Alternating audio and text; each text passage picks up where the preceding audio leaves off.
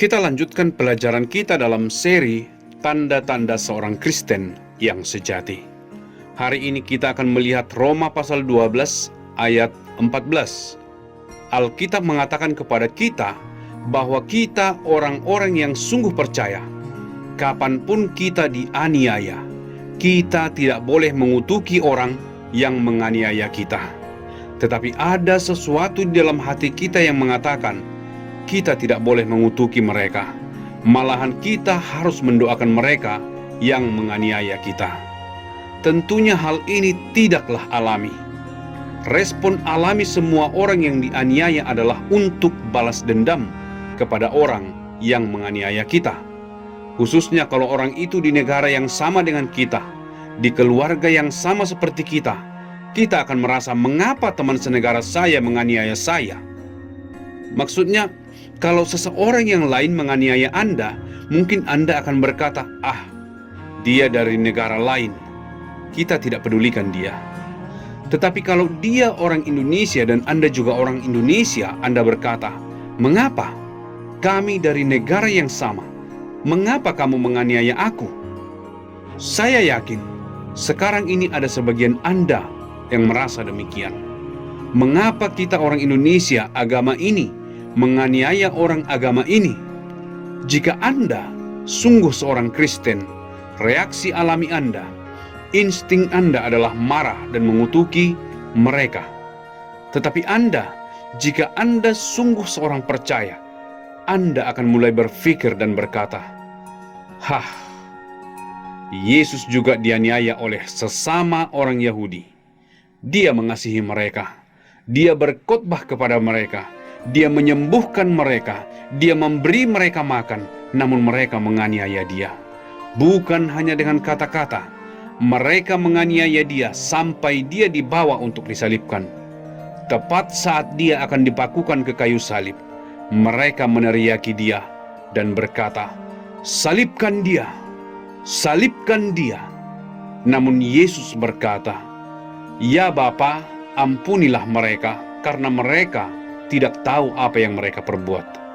Inilah hati Yesus, satu hati yang sangat unik. Tentu kita tidak memiliki hati Yesus, tetapi ketika kita dilahirkan kembali, diberikan kepada kita Roh Kudus Allah, Roh yang sama yang ada di dalam Yesus. Dikatakan kepada kita, ketika kita dilahirkan kembali, ketika kita percaya kepada Yesus sebagai juru selamat kita menerima dia sebagai juru selamat kita. Kita percaya Yesus sudah mati untuk semua dosa-dosa kita, seperti yang dikatakan oleh Alkitab. Maka Kristus akan hidup di dalam kita. Galatia pasal 2 ayat 20 dikatakan kalau Roh Kudus itu hidup di dalam hati kita.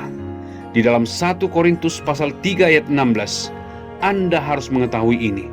Dan ketika rohnya ini ada di dalam kita, maka saat kita bersiap-siap untuk mengutuki mereka, kita tiba-tiba menyadari kita memiliki hati Kristus. Mungkin tidak sama besarnya, tidak sama jumlahnya, tetapi ada sesuatu di dalam kita yang berkata, kita harus berdoa untuk keselamatan mereka. Saya teringat ada sebuah cerita baru-baru ini dari Gubernur DKI Jakarta. Dia berusaha untuk membantu Jakarta. Dia melakukan pekerjaan yang baik, namanya Ahok. Dia bekerja keras untuk membuat Jakarta menjadi lebih baik, bukan hanya untuk orang Kristen, tetapi untuk semua orang di Jakarta. Bukannya orang Jakarta menghargai dia, malahan mereka menganiaya dia. Mereka mengatakan kebohongan mengenai dia, dan pada akhirnya dia tidak terpilih dan juga masuk ke penjara. Kita melihat kalau Ahok memiliki tanda-tanda seorang Kristen yang sejati. Dia tidak mengutuki mereka. Dia tidak bilang apa-apa, tetapi saya percaya dia berdoa untuk mereka. Sampai hari ini, saya tidak mendengar kata-kata makian kepada mereka dari mulut Ahok. Saya tidak mengenal Ahok secara pribadi, tetapi saya yakin dia seorang Kristen yang sudah dilahirkan kembali. Karena tanda itu, yaitu tidak mengutuki orang yang menganiaya kamu, ini sangat jelas di dalam hidupnya. Saya berharap kita semua dapat melihat hidup kita sendiri dan berkata, "Ya, saya marah terhadap seseorang yang menganiaya saya karena iman saya. Tetapi saya mendoakan orang itu. Saya berdoa supaya suatu hari nanti mereka juga akan tahu betapa menakjubkannya Yesus itu. Dan mereka juga akan percaya kepada Yesus Kristus sebagai juru selamat mereka." Ini adalah satu tanda yang pasti kalau Anda 100% seorang anak Tuhan. Tuhan memberkati Anda.